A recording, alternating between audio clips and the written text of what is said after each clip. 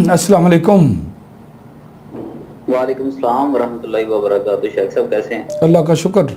कौन से मुल्क से बात कर रहे हैं? शेख साहब मैं मलेशिया से बात कर रहा हूँ। जी जी शेख साहब, उम्र 29 साल है, शादीशुदा हूँ, 2 बच्चे हैं। जी मैं मुख्तसर करके सुना रहा हूँ कि मैं ख्वाब में देखता हूँ कि दज्जाल के आने का वक्त हुआ पड़ा है। और हमारे जो शहर है, मैं शेखुपुरा से हूँ बेसिकली, पीछे पाकिस्तान से, तो वही शहर है, उसके इर्द गिर्द जो है ना एक सुरंगनुमा पाइप है। तो मैं अपनी बीवी के हमरा उसकी मेडिसिन लेने के लिए गया हुआ हूँ। तो उस एक सुरंग एक जगह से टूट जाती है और वहां से दज्जाल बाहर आ जाता है।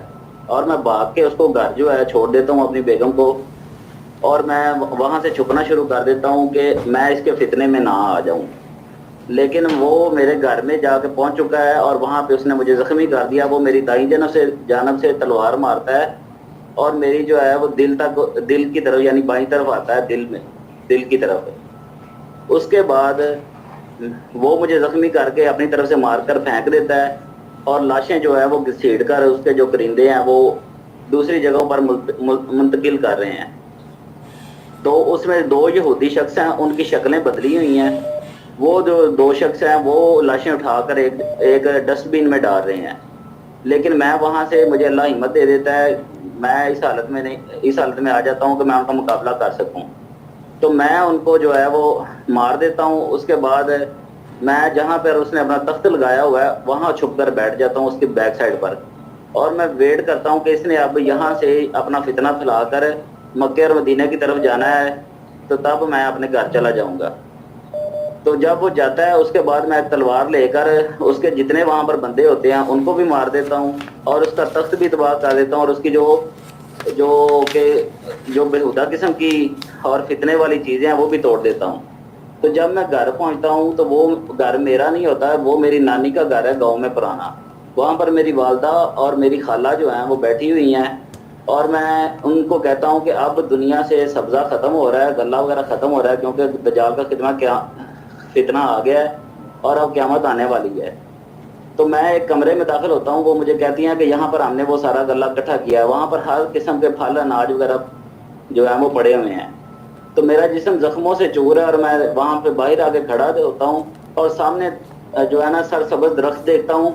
वो सर की तरफ से सूखना शुरू हो गए हैं उनके पत्ते, और पत्ते उनके इस तरह के हैं जैसे जहां पर आप बैठे हुए हैं ना इस वक्त, उसकी बाईं साइड पर जो दरख्त है ना, इस तरह के लंबूतरे पत्ते हैं, और वो कभी सिल्वर कलर के हो जाते हैं, चांदी नुमा, और कभी वो सूखना शुरू हो जाते हैं।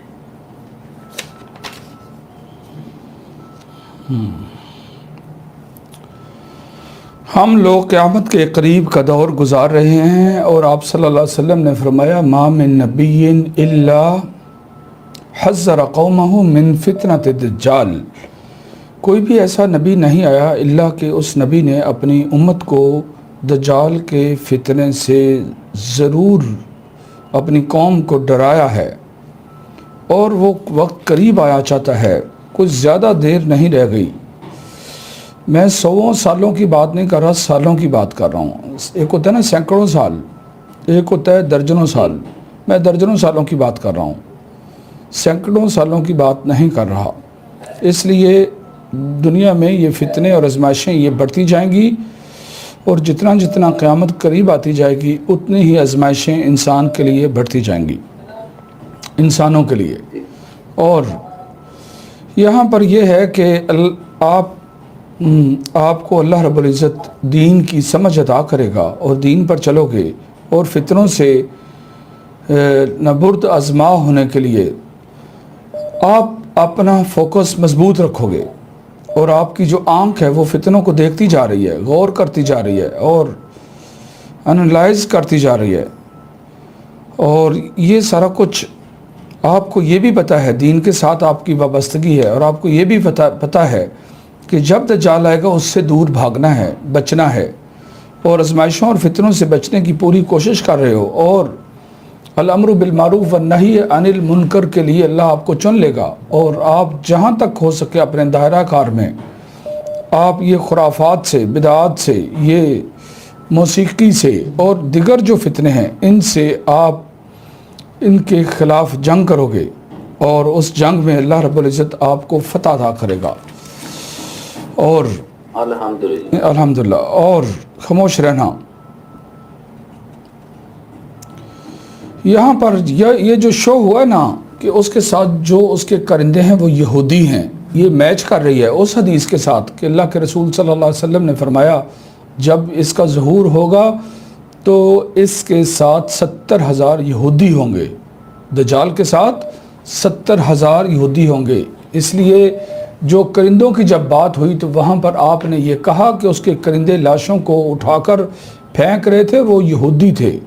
یہ آپ کی خواب رسول کریم صلی اللہ علیہ وسلم کی اس حدیث کے ساتھ میچ کر رہی ہے جس میں آپ نے فرمایا 70,000 یہودی ہوں گے اور ان کے سروں پر خول ہوں گے. خول سمجھتے ہو جو جنگ میں یوز ہوتے ہیں، سروں پر جو پہنے جاتے ہیں. تو یہ اس کے ساتھ بھی یہ چیز جو ہے یہ میچ کر رہی ہے. اور اس کے بعد میرا اللہ آپ کو فتح عطا کرے گا اور اس کے بعد جو آپ کو لمبی زندگی عطا کرے گا. اور اس کے بعد جو ایک دفعہ زمین پر جو غلہ ہے، جو اناج ہے، اس کی کمی پیشی آئے گی اور اس کے بعد دوبارہ سے وہ بحال ہوگا اور پھل اور رزق اور یہ سارا کچھ وہ اتنا کچھ آئے گا کہ مسلمانوں کی جو حالت ہے وہ ایسی ہو جائے گی کہ ایک دفعہ پھر مال و دولت کی، رزق کی، پھلوں کی، اناج کی اتنی فراوانی ہو جائے گی کہ وہ دور بھی آئے گا کہ پھر وہاں پر جو مسلمان ہیں وہ یہ والا فتنہ جو دجال کا ہے، یہ بدأ الاسلام غریباً وسیعود غریباً فطوبى للغرباء. شروع سے اسلام کمزوری کی حالت میں پروان چڑھا تھا اور یہ آخر پر جا کر اس طرح پھر ہوگا. یہ والا جو یہ غربت والا جو حدیث ہے یہ اس دور کے بعد ہوگی اور وہاں پر یہ چینجنگ آئے گی. چینجنگ آئے گی، کبھی مالی حالات بہت مضبوط ہو جائیں گے کہ زکوٰۃ لینے والا کوئی نہیں ہوگا اور کبھی پھر ان کو فتنوں اور مسائل کا سامنا ہوگا. یہ کرتے کرتے یہی اسی طرح کی حالت میں ہی سب کچھ چلے گا. کعبے کو مسمار کر دیا جائے گا، کرچی کر دیا جائے گا. حبشے کا رہنے والا ایک ایسا بلیک کلر کا انسان جس کی پنڈلیاں بہت پتلی ہوں گی، ٹانگیں بہت پتلی ہوں گی اور اس کا قد چھوٹا ہوگا، وہ کعبے کو تھوڑے کے ساتھ مار مار کے گرا دے گا اور اس کی کرچیاں ہوں گی نعوذ باللہ. اور فتنے آگے بڑھتے جائیں گے. ان فتنوں کے بارے میں ہی یہ سب کچھ آ رہا ہے. لبے لباب یہ ہے کہ فتنوں کے ساتھ جنگ میں اللہ آپ کو فتح عطا کرے گا انشاءاللہ تعالی اور دین پر استقامت عطا کرے گا انشاءاللہ تعالی. ٹھیک ہے جی انشاءاللہ. الحمدللہ شیخ صاحب بہت شکریہ آپ کا. جی بارک اللہ فیکم. السلام علیکم ورحمۃ اللہ وبرکاتہ. وعلیکم السلام.